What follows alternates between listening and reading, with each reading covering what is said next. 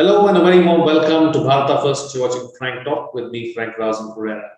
December 19th is a very important day, not just for Goa, but a historic moment as far as India is concerned too. Goa Liberation Day is observed on December 19th every year. It commemorates the freeing of Goa from Portuguese rule by the Indian Armed Forces in December 1961 and the complete independence of the Indian subcontinent.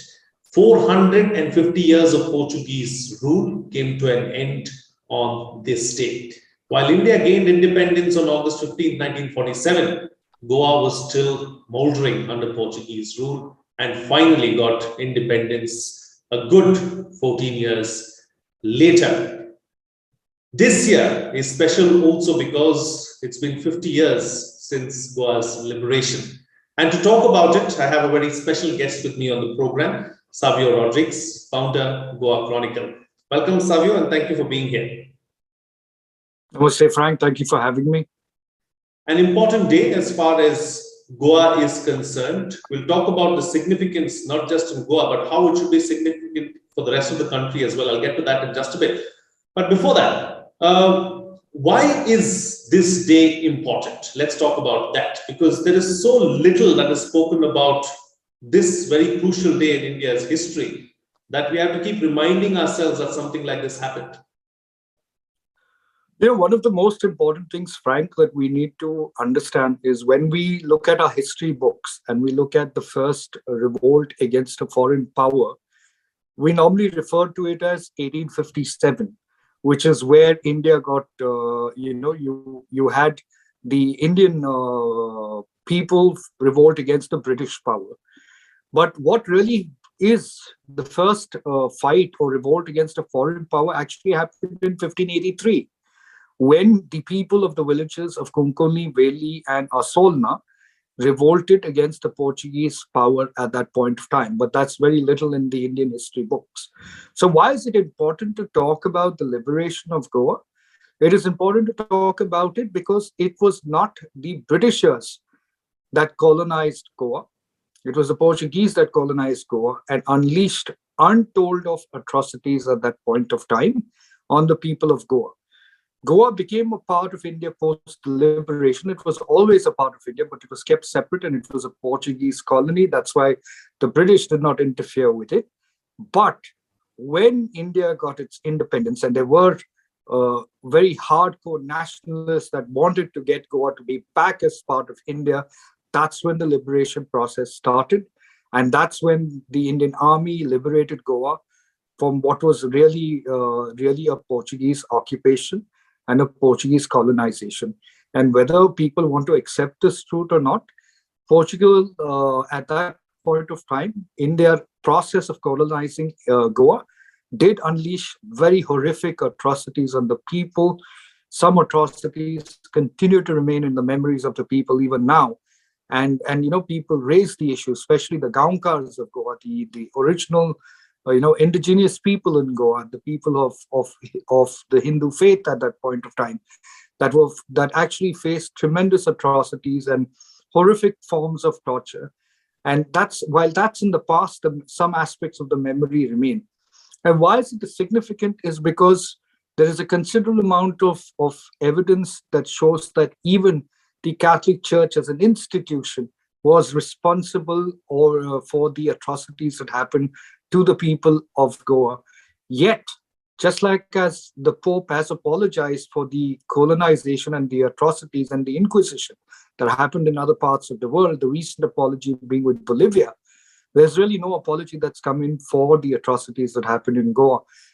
And I think sometimes as we progress and India and Portugal continue to cement their relationships, it's important that certain reconciliations happen as far as the colonization and the atrocities to the people of Goa were concerned.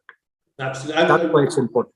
Absolutely. I'll talk about this in just a bit, about how the rationalization of the relationship between the two countries is going on right now. But two aspects that I want to take forward with you, 2 points. One is history. The other one is atrocities. Unfortunately, these atrocities that you speak of course, were wide and across Goa, and they were quite grotesque, if I could use that word, because of lack of a better word. But yet, they seem to have been brushed under the carpet. And there is very little literature about this, be it in our textbooks or in our curriculum as far as we as Indians are concerned. Why is that so? That's because, Frank, I think the colonial mindset has still not been completely eradicated from psyche of some of the people in Goa, number one. Number two is when the Indian government decided to liberate Goa, they continued with the most important aspect was of liberating and bringing Goa into the Indian system. That is, paid little or scant focus on what should really be the historical aspects of Goa, which, because it was differently colonized. So what you had was Goa coming into India, and the Indian history really of independence started to take a predominance, while nobody looked at the history of Goa, which was colonized by a different power altogether. So you had these two distinct forms of education, as I would call that. India as a whole did not bring in the Portuguese aspect on Goa into the mainstream education. So that's one of the main reasons. Like if you were to go into a CBSE book and a CBSE school in Goa, they don't teach you anything about the liberation of Goa and the atrocities that the people of Goa went through. So I think education played a very vital role in disconnecting the truth about what really happened over the last 450 years. Therefore, while there are some texts available, there's not much written about. Because you must understand, the Portuguese were very vindictive in their approach, and a lot of literature, a lot of indigenous literature would have been lost at that point of time. So when Goa got encapsulated into the Indian system, then the Indian history, the Indian freedom movement became the sole fulcrum around which history in Goa started to percolate, while slightly and ignoring the Goa aspect of the history, because Goa is completely separate from India.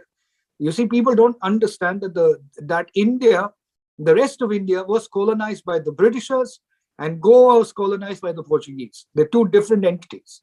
Absolutely. And talking about atrocities, I think another aspect that we need to focus on and talk about is this particular fact. The Mughals were quite gruesome in the way they went about taking on the indigenous people, destroying temples, and so on and so forth. But the same happened in Goa as well. And you look at the number of temples that the Portuguese have destroyed, and there are hardly a few centuries old temples remaining in Goa. And all this is part of our history. We should not be shying away from this. We should in fact be talking about it and call a spade a spade. Do you feel that not enough people are talking about this? Of course, not enough people are talking about it, because it's a very, very sensitive topic, number one. It's also a topic that actually continues to stir the old wounds that do exist in certain communities. Now, a considerable amount of people within the Catholic faith, because of the indoctrination that they've had for so many years, do not want to raise questions of the fact that the Catholic Church itself, along with the Portuguese government, were responsible for the atrocities that happened on the people, whether by omission or by commission. The fact of the matter is, it happened.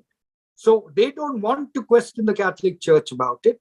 It's very sad, because even today, it's sad because that colonial hangover with the Indian government doesn't seem to have gone. That's why they want to continue to be a part of the Commonwealth Games. They want to continue to be a part of the Lusophone Games. And what were these? These were the colonized territories. These games are on colonized territories. So when today you have when you have the government, the Goa government, being a part of the Lusophone Games, what really are you doing? You are mocking the very, very, very root of the atrocities that happened to your people. The Portuguese didn't come here to liberate Goa. They conquered Goa to exploit Goa. So the indigenous people of Goa, the Gaonkas of Goa, were actually the ones that were tormented, They were the ones that were then later converted under the whip. So a considerable amount of them converted. Many Goans with their religious beliefs moved out of Goa. And that's where the entire exodus of the people of Goa happened to other parts of India. And I think it's very important for history to look at it. And the Indian history must include what has happened in Goa in its education books. It must include the atrocities that Portugal has unleashed on Goa. It must question the Catholic Church and the Pope for an apology to the atrocities that happened during the rule of the Portugal government in Goa. The church, the Catholic Church, has apologized for atrocities that have taken place in some other parts of the world, not all, but some other parts of the world. Do you think that it's high time that it also takes notice of this and talks about it and apologizes? Why isn't that apology coming? Okay. Personally, I think Pope Francis, of all the recent popes, seems to be a more liberal and somebody that you can actually reason out with to understand what really happened in Goa. And I think that it's necessary for him and the Vatican to understand that the people of India, in particular, the people of Goa, deserves an apology. And they are demanding for an apology as well. The government, of course, will not step into this space, neither the government at a state level, neither the government at the center. But as citizens and as people within the Hindu community and the Catholic community and the Muslim community who have been victims to these atrocities, it is essential for the Pope to understand that if you want to have any sort of reconciliation, it's the acceptance of the wrong that you have done. And what you did, if you go back into some of the history books that are there, into some of the stories that pass on from generation to generation, you will realize that there were brutal atrocities meted out on men, women, and children in Goa under the Inquisition. And that Inquisition was something that was done on Goa because people believed that there were people of different faith and they needed to come to the Catholic faith. So whether they were Hindus, whether they were Christians that were non-Catholics at that time, whether there were people from the Mohammedans, which is the Muslims in this case, all those came under the focus of the Catholic Church. They believed that they needed to free the people of Goa, to liberate the people of Goa by some weird perversion, by converting them to Christianity. They believed that they were liberating them. They were not. What they were doing is actually proselytization. And that was the reason why you had Portugal control Goa for 450 years plus. And that is why when the Indian government decided to go ahead and liberate Goa, it didn't happen suddenly, right? We got independence in 1947. It took us a considerable amount of years more in 1961 to actually get liberated, right? So it took time. It took convincing because the people, Goa always thought itself as a colony of Portugal. In fact, if you go into history, Goa at one point of time was actually the economic hub for the Portuguese colonies, and they were actually funding Lisbon and all. Absolutely. And the Portugal colonies in other parts of the world, it was Goa. So the economic center for Portugal colonization was Goa. You spoke about the government, state and center, and how they are not going to take this issue up because it's a highly sensitive issue. That is one. So, are the governments also to blame at some level because they too are not taking this issue up because it's highly political? At the end of the day, they also need votes and they don't want to get into this domain. Well, I don't think it's political. Honestly, I really don't think it's political. We are not looking at the past to try and say that because of the atrocities of the Portugal people and the Portuguese, we are now going to target the Christians that were converted in Goa. That would be absurd to think, right? Because at the end of the day, the roots of the Christians that converted under force or by choice are still Indian, right? So you're looking at an atrocity that has happened. It's like looking at the Jallianwala Bagh and expecting to get an apology from the British on that. It's like looking at any of the atrocities that were done by foreign rulers and looking at it, getting an apology for that. But that apology is purely from a reconciliation point of view. It is not to stir up any, what you would call communal tension, a communal disharmony.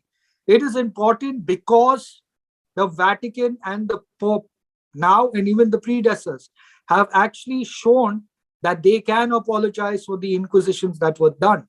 Now, the problem with the Inquisition in Goa was people of the Hindu faith, people of faith that were existing in Goa at that point of time, were burned and tortured as heretics. The only closest Inquisition that comes close was the Spanish Inquisition. And that was horrific as well. So you had the Catholic Church come into Goa. You had the Portuguese come in first, then you had the Catholic Church come in, saw an opportunities to teach us tribals or indigenous people the true way to heaven by torturing, by murdering, and by raping our women and our children. Now that deserves an apology. So I think it's not something where we are going to go against Portugal and say, you owe us for what you've done. No, that's not what we're saying. We're saying there is a crime that you have committed. There is an atrocity that you have committed. The church owes us an apology.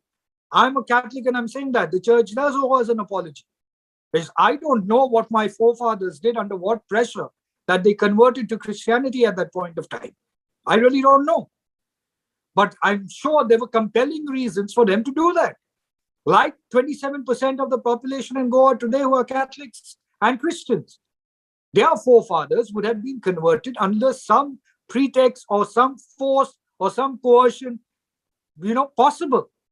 I can't hold them responsible for the atrocities of the decisions of their forefathers.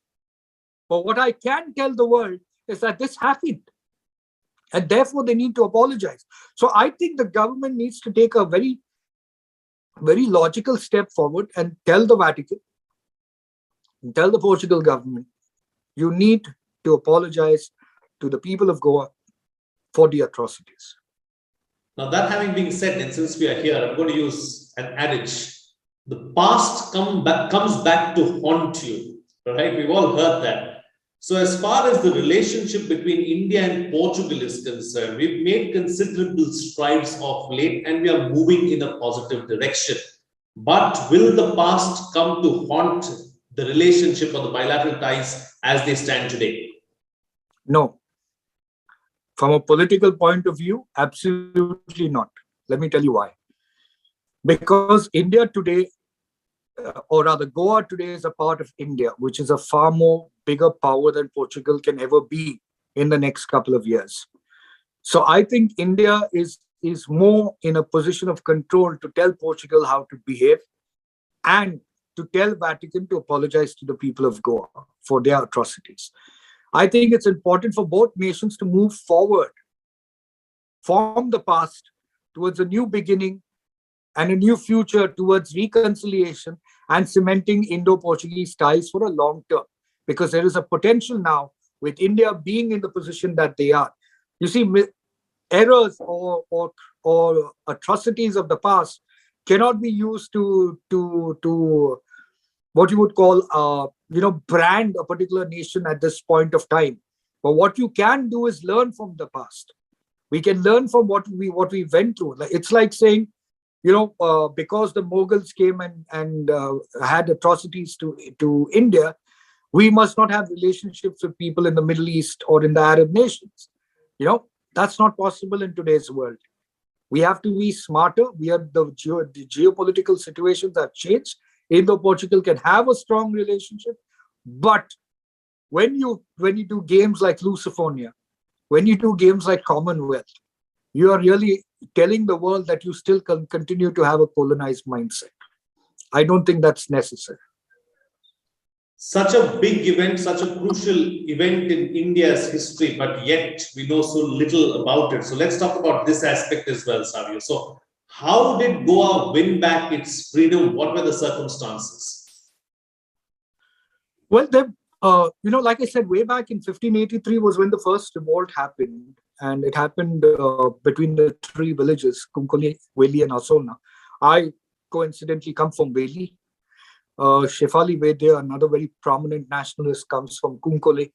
So her family, and I'm sure, I mean, I haven't gone into my past, but I know that there are a lot of my roots that are connected to Veli, and the atrocities that were done at that point of time.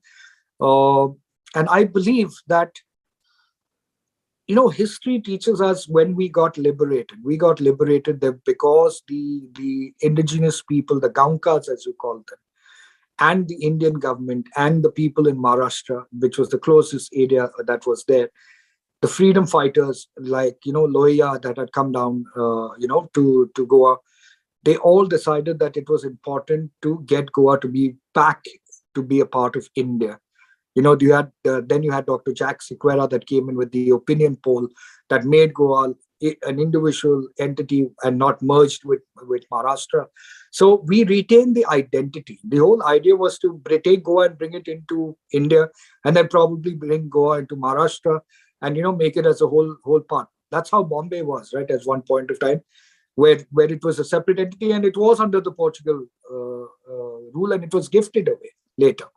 The point is this: we don't talk about Goa liberation for a very simple reason. It's very interesting. I'll tell you. Yesterday, somebody on the social media platform Twitter said that Goa is very Christian dominated, and many Christians in Goa when compared to the Hindus. And I scoffed at it, because that is a level of history that a person understands outside of Goa, right? Goa is not a Christian dominated state, number one, because Christians are 27% of the population. 65% of them are Hindus. Goa was always an Indic nation, state or region before it got to the process of proselytization and the conversions that happened. You see, the difference between the Britishers and the Portuguese was the Portuguese were driven by a religious colonization methodology. The Britishers were not driven by religion. They were driven purely by trade. You didn't see a lot of conversions happening in India during the Britishers' rule, because they themselves were confused where to go. They didn't know whether they were a part of the church or whether they were Anglicans. So, they had their own revolt against the Catholic Church at that point of time. So Britishers didn't have much of conversions. The conversions happened from the Portuguese colonization.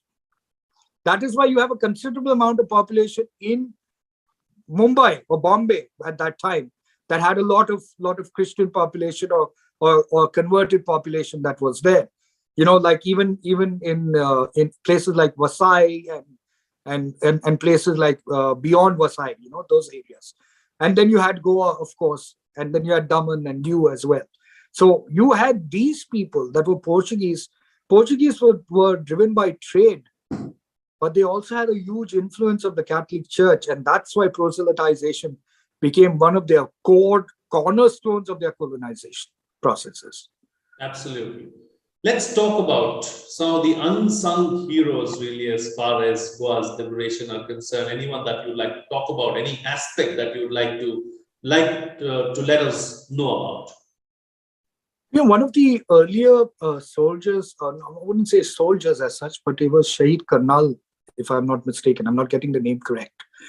But he was one of the few guys who had stepped in during the crossing that happened from India to Goa, which was a Portuguese colony at that time.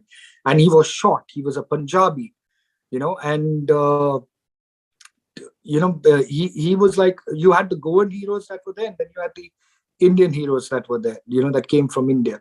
But these guys, they got forgotten. There were certain people from Bengal also, I remember, that were instrumental in the Goa liberation, but not many people remember them at this point of time. That's what I'm saying. Even their names are not on the fingertips. I'll have to go to a research book and actually tell you it's on my laptop. But the point is this: there were many heroes that were there at the liberation. Most of the heroes were within Goa, and there were a considerable amount of heroes outside of Goa in India. It's important for us to teach our children, because I'll tell you why. Everybody talks about the independence from the British, and it took us a considerable amount of years to liberate, to get independence from the British. But now look at that from a Goa perspective, which was 450 years. 450 years, this little territory that was Indic in nature before was completely controlled and colonized by the Portuguese, that were not only by trade, but also by religious colonization. So here, it's a complete different mindset that you're dealing with. You're dealing with and enrooted. 450 years is like generation after generation of people.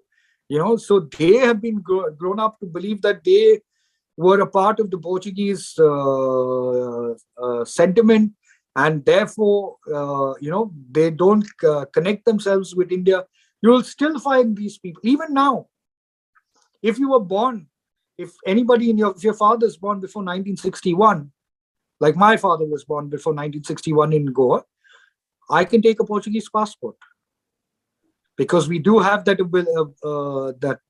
deal where we can give them the Portuguese passport. They can choose. Now, it's a different thing that my father never chose, and neither would I, but a considerable amount of Goans did. They still do, on an average, Frank. This was at least the information is about 2 years ago, because that's when I had the conversation. On an average, 45 people from Goa surrender their Indian passport for Portuguese passports, for Portuguese citizenship.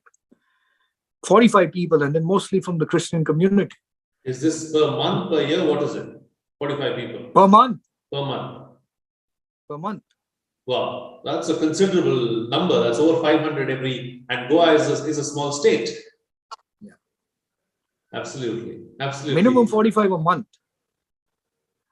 So a considerable amount of the Christian population and the highly educated Hindu population as well see themselves as having some equation with Portugal. Therefore, some of them will have a Portuguese billet as well as Indian passport, so that gives them a chance to go to nobody goes to Portugal now because they want to work in Portugal, because Portugal doesn't have an economy really.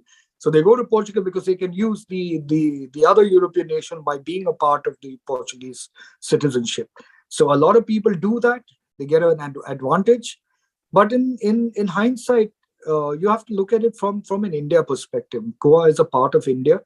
There was a point in time that America was supposed to take over Goa during this colonization problem. Somehow that didn't happen. Otherwise, we, like Hawaii, would have been a part of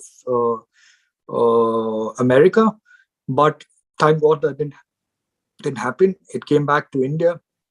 But it's going to take a long process, Frank. It's really going to take a long process, because the first process is accepting that something wrong was done, number one.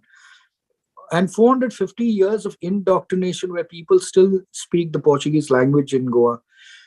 Some of them are more proud to be associated with Portugal than with India. There are some people that do have that. It's not a majority of them, but they do, and they do influence people. You still see people roaming around in Goa with the Portugal flag, on their car or a sticker. They will support a Portuguese football team more than an Indian football team, because that's their colonial hangover, and I don't blame them for that. Absolutely. I'm just saying that we've never taught our children in our education system what the truth is all about, and I think that's essential. It's difficult to do because people are so communally driven right now. I don't think this is communal at all. I think it's just a part of history that needs to be told correctly. True, very true. And one final question before I let you go, Savio. So how do we keep these conversations going? How do we let our children know about the true history of this country and what really happened?